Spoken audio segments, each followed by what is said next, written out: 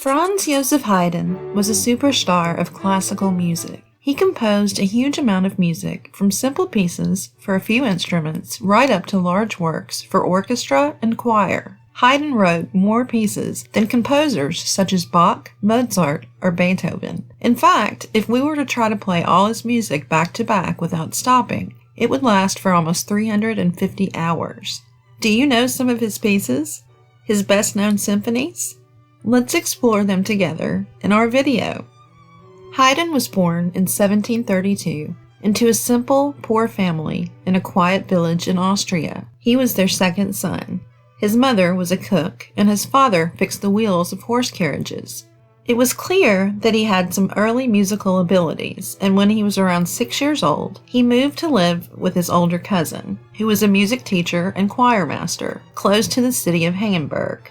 His cousin was able to teach him the basics of understanding music. When he was around 8 years old, his small town was visited by Georg von Reuter, the director of music at the world-famous Cathedral of St. Stephen in Vienna. The conductor found Haydn's voice wonderful and invited him to come to Vienna and sing in his highly respected choir. Haydn learned a lot as a chorister at the cathedral. His brother Michael also sang in the choir, and he too became a well-known composer. Haydn's musical education was going really well until, all of a sudden, his voice began to change.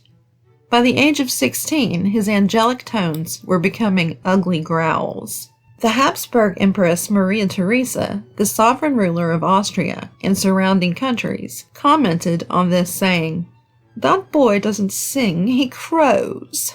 As a boy, Haydn was well known as a troublemaker, often playing pranks on his schoolmates. When he could no longer sing and was expelled from the choir, he chopped off the ponytail of one of the other choristers, and then he was punished by a cane in public.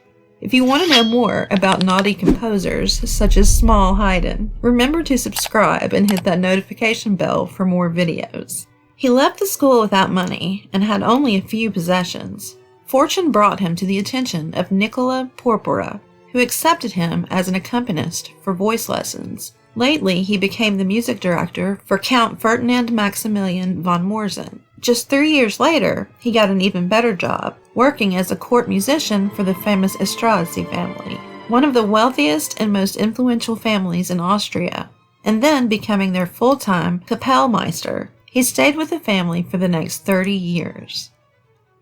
Having a regular job and income, Haydn was free to spend his time composing without really having to worry about what the public thought of his music. Having said that, his music became incredibly popular. His symphonies and his chamber music were especially crowd-pleasing. The opera was extremely popular at the time. Although Haydn did compose a number of operas, his were rather ignored.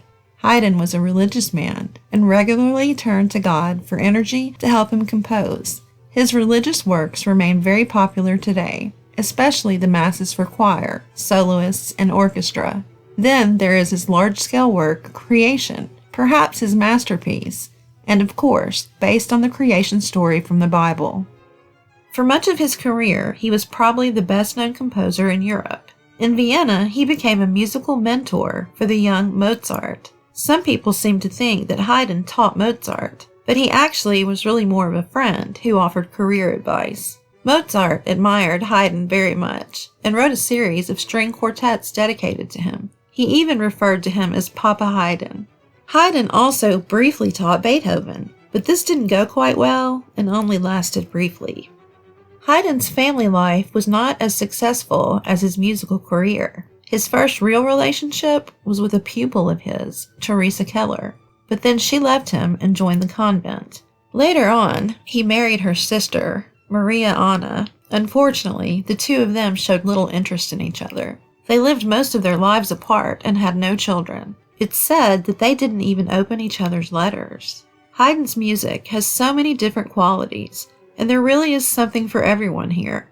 Some of them have stories or themes attached to them, such as his Symphony No. 96, nicknamed the Miracle Symphony. Apparently, at the premiere of the symphony, an enormous chandelier fell from the ceiling of the concert hall, and it was proclaimed a miracle that nobody was hurt. We now know that this chandelier incident probably occurred at a different concert, But does that really matter? Another one of his very popular works is his Farewell Symphony. His employer, Prince Nicolaus I of the Esterházy family, was a great lover of music. He supported the arts a great deal and created lots of professional engagements for musicians in Vienna. However, he was sometimes a bit too enthusiastic. In 1772, Haydn felt that the musicians in his orchestra were being overworked. He attempted to gently show the prince that sometimes the musicians might just like to go home. The symphony concludes with the orchestra players, one by one, blowing out the candle on their music stands and leaving the room, until at the very end, just two violinists remain. Apparently, the prince completely understood what Haydn meant and gave the orchestra the following day off. Haydn died in 1809, in the same year that Napoleon invaded Vienna. Despite the French emperor's ruthlessness, it was arranged that soldiers would stand guard so that Haydn, who was old and weak, would not have to move or leave the city. Haydn had gained such an international celebrity status. A performance of his creation was arranged shortly before his death, with names such as Beethoven and Salieri, who conducted, being present. Haydn was unfortunately too weak to stay for the whole performance.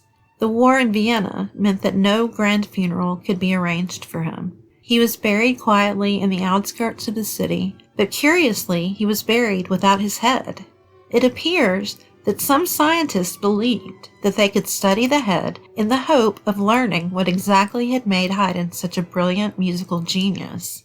Fortunately, the grisly tale had a happy ending, and his head was later reunited with his body at the home of the Esterházy family, where he had made so much wonderful music over so many years.